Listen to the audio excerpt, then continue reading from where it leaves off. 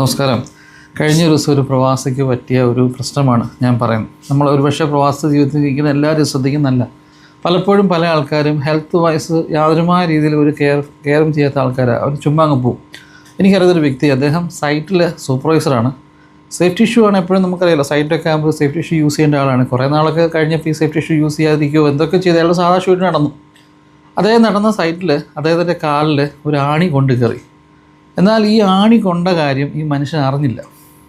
ഈ ആണി കൊണ്ട് പഴുത്ത ചെറിയ ഏതാണ്ട് ആണിയാണ് കൊണ്ട് പഴുത്ത കാര്യം ഇയാൾ അറിഞ്ഞില്ല. അറിയാഞ്ഞതിൻ്റെ കാര്യം ഞാൻ ഈ മനുഷ്യന് ഭയങ്കരമായിട്ട് ഷുഗറുള്ള മനുഷ്യനായിരുന്നു. ഈ മനുഷ്യന് ഷുഗർ ഉണ്ടെന്നുള്ള കാര്യം ഈ മനുഷ്യൻ അറിയത്തില്ല. ഇത് കൂടാതെ തന്നെ ഇയാൾക്ക് ഷുഗർ വരാനുള്ള കാര്യം ഞാൻ ഇയാൾ ഭയങ്കരമായിട്ട് എല്ലാ ദിവസവും 3-4 കോള കുടിക്കുന്നൊരു മനുഷ്യനാണ്. കാരണം സൈറ്റിലാണ് ജോലി ചെയ്ത്, നല്ല ചൂടത്താണ്. ഞാനാണെങ്കിലും കോളൊക്കെ കുടിക്കും, പെപ്സിയൊക്കെ കുടിക്കും. അപ്പോൾ നമ്മളിതാണുള്ള ക്ഷീണിച്ച് വരുന്ന സമയത്ത് ഒരു പെപ്സി കുടിച്ച് കഴിഞ്ഞാൽ ഓക്കെ എന്തുമായി. അത് പ്രവാസത്തിൽ നിൽക്കുന്നവരായാലും ശരി അല്ലാത്തവരായാലും ശരി ഒരു ശ്രീധര പാനീയം കുടിക്കുമ്പം അതിനകത്തൊരു നമുക്കൊരു എനർജി കിട്ടും. പിന്നെ വൈകിട്ടാണെന്നാലും പലപ്പോഴും ചിലപ്പം പുറത്തൊക്കെ ഭക്ഷണമായിരിക്കും, അല്ലെങ്കിൽ ഗ്രില്ല് ചിക്കനോ മറ്റെന്തെങ്കിലുമൊക്കെ കഴിക്കുമായിരിക്കും. അന്നേരം ചില ആൾക്കാരൊക്കെ ഈ പെപ്സി മറ്റ് കോള ഐറ്റംസൊക്കെ കുടിക്കും. ഈ മനുഷ്യൻ എൻ്റെ അടുത്ത് പറഞ്ഞ വ്യക്തി പറയുന്നത് മിനിമം ഒരു ദിവസം 4-5 കോള കുടിക്കുന്നൊരു മനുഷ്യനായിരുന്നു, ജോലി സമയത്തും അല്ലാതെ. ഈ മനുഷ്യന് ഷുഗർ വളരെയധികം കൂടിയിരുന്നു. ഇയാൾ അറിഞ്ഞില്ല, ഷുഗർ ഉള്ള കാര്യം അറിഞ്ഞില്ല. ഇയാൾ ഇതേ ഡെയിലി റൊട്ടീൻ കണ്ടിന്യൂ ചെയ്തിട്ടുണ്ട്. ഇതിൻ്റെ ഇടയിലാണ് ഇയാളുടെ കാലിൻ്റെ അടിയിൽ ഒരു ആണി കൊണ്ട് കയറുന്നത്. ഈ ആണി കൊണ്ട കാര്യം, ആ വേദന എടുത്ത കാര്യം ഇയാൾ അറിയുന്നില്ല. ഈ ഷുഗറിൻ്റെ ഒരു പ്രശ്നമാണെന്നാണ് എന്നോട് പറഞ്ഞ വ്യക്തി പറഞ്ഞത്.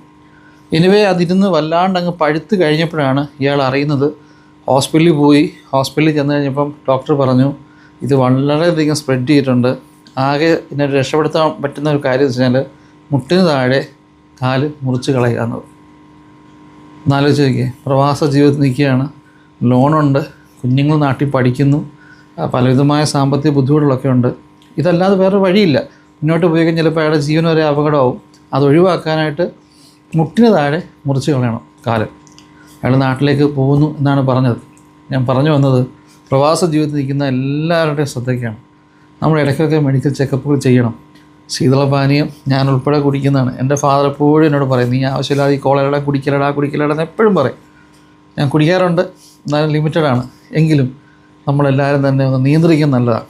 ഷുഗറും മറ്റു അസുഖങ്ങളൊക്കെ വന്നു കഴിഞ്ഞാൽ ഞാൻ പറഞ്ഞില്ലേ, ഒരു ആണി കൊണ്ടിട്ട് പോലും തിരിച്ചറിയാൻ പറ്റാത്ത അവസ്ഥയിലേക്ക് ശരീരം പോയി. സൂക്ഷിക്കണം. Thank you.